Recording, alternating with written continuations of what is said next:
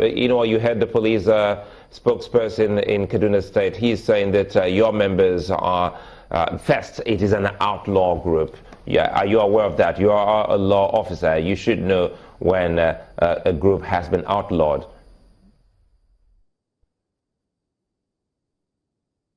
It's amazing to have him telling me that they are the custodian of the law. I am a legal practitioner by profession. I will teach him the law more than what he claims to know. Section 1 sub 3 of the Constitution makes it categorical that any law that contravenes the provision of the Constitution, that law stands to be void to the extent of its contradiction. What the Kaduna State government did contradicted clearly the context of the Constitution. What else is he saying? That the movement is being proscribed. It's unconstitutional. That's the essence of the law courts. But the Constitution did not give unlimited, unlimited rights. It gave those rights within, certain. For instance, Section 45 says nothing in Sections 37, 38, 39, 40, and 41 of this Constitution shall invalidate any law that is reasonably justifiable in a democratic society. It says, in the interest of defense, public safety, public order, public morality, or public health, or for the purpose of protecting the rights and freedoms of other persons. So it would seem that your rights do not extend indefinitely, especially when you know that your protest march, for instance, or the celebratory march, or commemorative march, as it were, could infringe on other people's rights of movement. Very well, and for me to tell you, in the whole of the art, there is no, I don't even restrict it to Nigeria alone, there is no organization that is as organized as the Islamic movement. No organization. These are organizations of intellectuals. It cut across all people of different fields of intellectuality. So we're highly organized. Let me give you an instance. Mr. Noah, I am not aware of any group, any faith group. I mean, if you're going to a church or mosque on your regular days, I don't think that you need to inform the police. But I am not aware of any group that wants to do a march. Any march. It could be in the city, could be outside the city, could be interstate, and would not inform security agencies to ensure that that march doesn't become unruly or doesn't infringe on the rights of other people. It's very important, you don't think so? Virtually no aspect of this movement, no activities of the movement is free from attack from the government.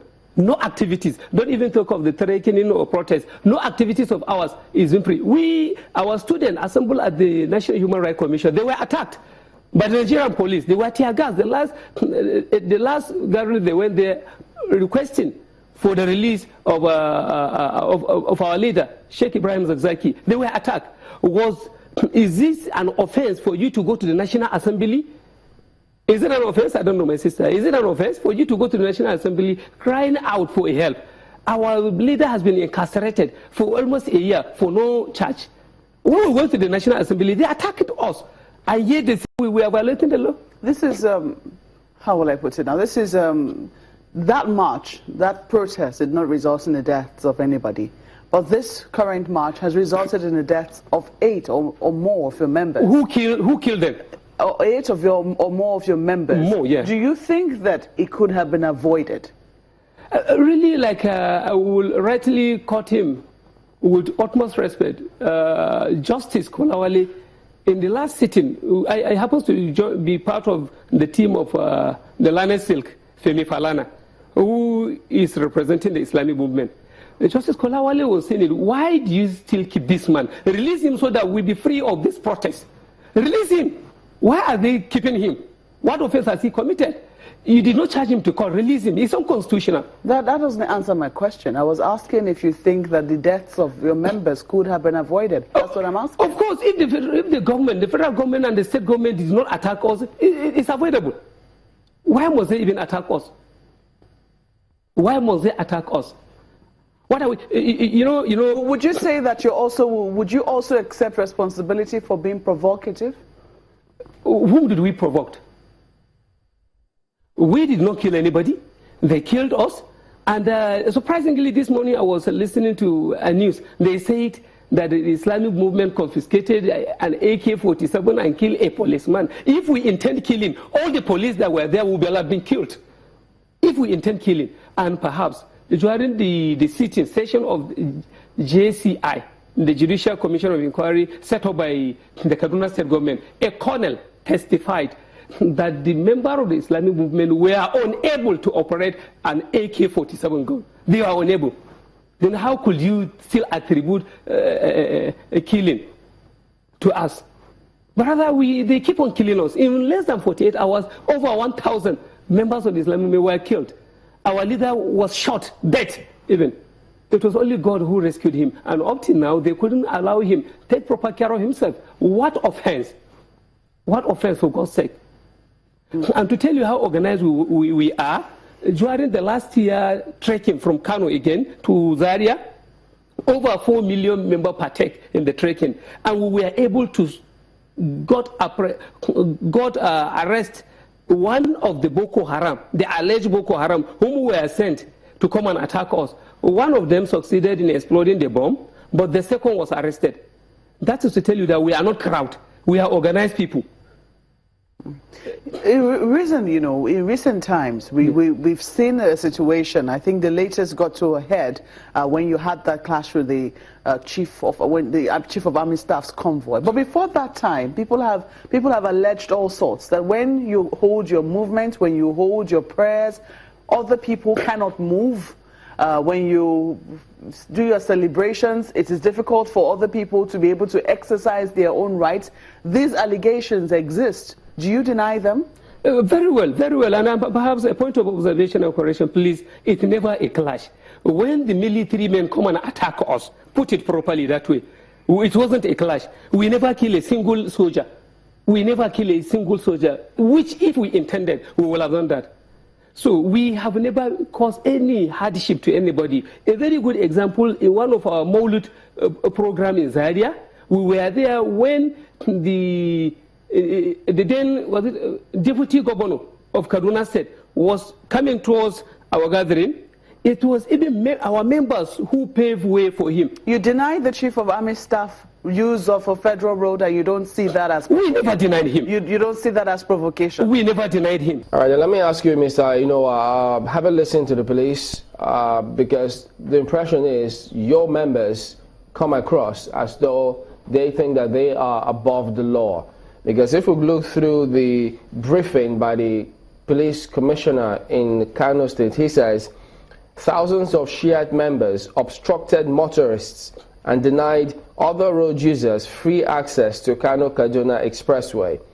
They also attacked innocent citizens, damaged public and personal property, thereby causing mayhem that could lead to general disturbance of public peace in the state, and therefore the police had to intervene.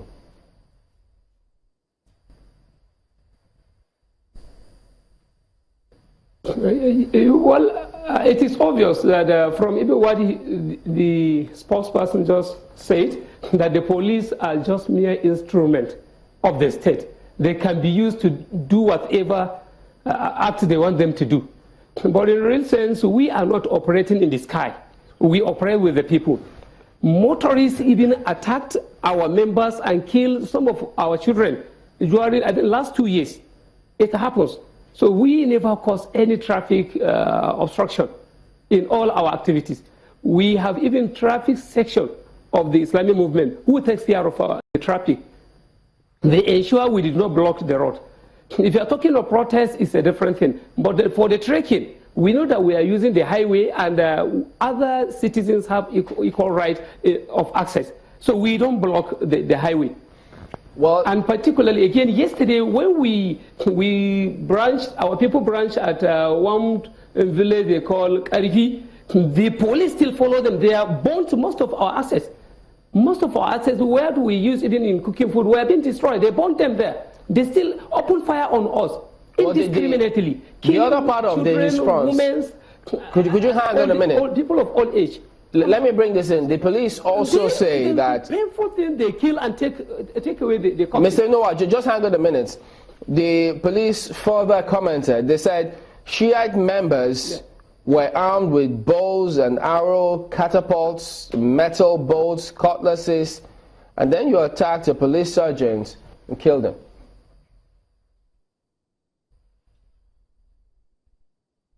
This is an outright lie, and it is not surprising when the security agents in Nigeria come out on public to tell lies. Like what happened last year. The chief of army staff himself come to the National Human Rights Commission to say they are only aware of 7 people being killed. While the Kaduna State government confesses it to the JCI that the Kaduna State government, in collaboration with the Nigerian army, must bury 347. How can you trust these people? When will they be telling you the truth? It is painful that in Nigeria, those that are supposed to protect our democracy are those destroying it. It's very painful. So all the police are saying is outrightly lies. You, the media, you can see if we have any weapon with us. All right, Mr. Mewada, you know what, a member of the IMN, that's where we'll have to wrap up the show, the segment this morning. But we'll be back in a moment. Do join us again.